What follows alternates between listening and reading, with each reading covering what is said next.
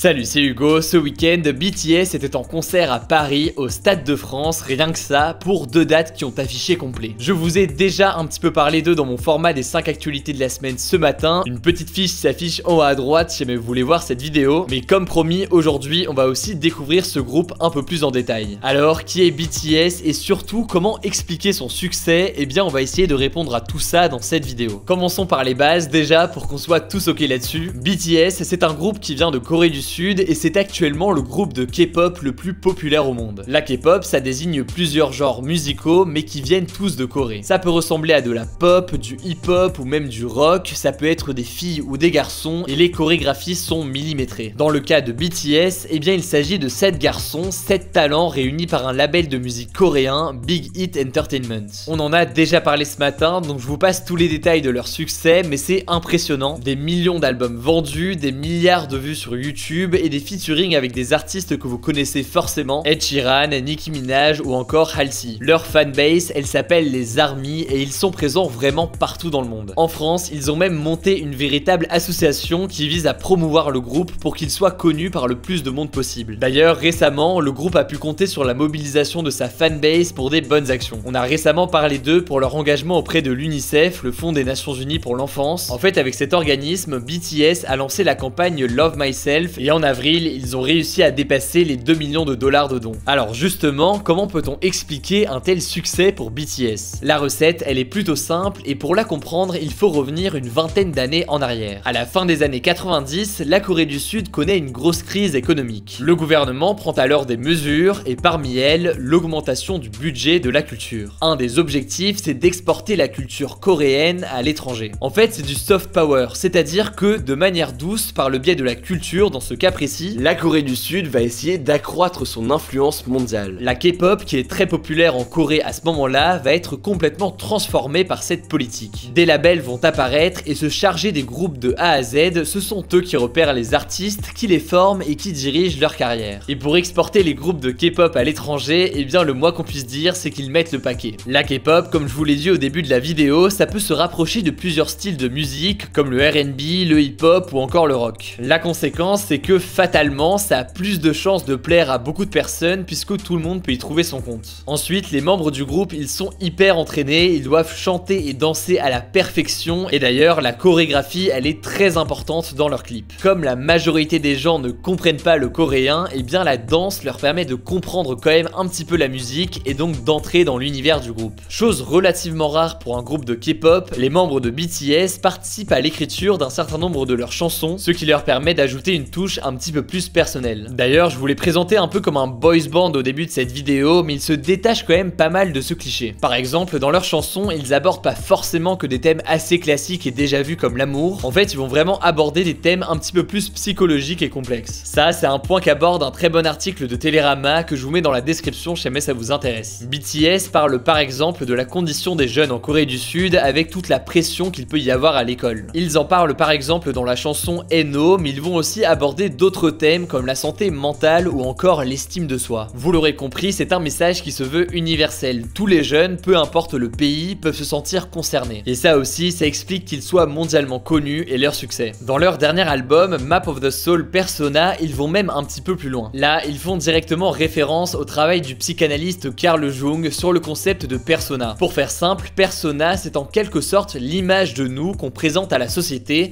autrement dit notre image publique. Beaucoup de fans pensent donc que Map of the Soul, ce n'est que le début d'une série d'albums, et pour eux, dans les prochains albums, eh bien BTS devrait développer le reste de la pensée du psychanalyste. Car pour Carl Jung, la personnalité ne se compose pas que de persona, il y a aussi l'ombre, le soi, l'anima et animus. C'est bientôt le bac, alors je vais vous expliquer rapidement tout ça, sait-on jamais, ça pourrait vous servir pour l'épreuve de philo. Alors l'anima, c'est la part de féminité qu'il y a dans chaque homme. A l'inverse, l'animus, c'est la part de masculinité qu'il y a dans chaque femme. L'ombre, c'est la part de nous qu'on ignore, c'est un peu toutes les choses qu'on peut refouler dans notre inconscient. Et enfin, le soi, c'est en gros ce qui va unir tous les éléments de notre personnalité. Bon, voilà pour la parenthèse philo, mais ça me semble honnêtement intéressant de voir de telles références dans un groupe de K-pop. En tout cas, c'est une véritable success story pour la Corée du Sud puisque le groupe BTS rapporte chaque année quelques milliards à son pays. Et en 2017, 800 000 touristes ont choisi la Corée du Sud comme destination de vacances grâce à BTS et la K-pop. Si vous suivez la chaîne, vous le savez, on on a sur Instagram un format qui devrait vous plaire, ça s'appelle l'Instant Culte. En gros, chaque samedi, on poste un résumé des actualités culturelles de la semaine. Ça vient en complément des actualités du jour qu'on poste chaque soir à 18 h. Bref, c'est la meilleure façon de s'informer rapidement et simplement. Le nom du compte sur Instagram, c'est Hugo Décrypte, donc pensez à vous abonner si jamais c'est pas encore le cas. En tout cas, n'hésitez pas à partager cette vidéo si jamais elle vous a plu. Pensez à vous abonner si jamais c'est pas encore le cas. Dans la description, je vous mets des liens pour en savoir plus. N'hésitez pas à me faire vos retours directement dans les commentaires, j'irai lire tout ça. Écoutez, je crois que j'ai tout dit, on se dit à très vite.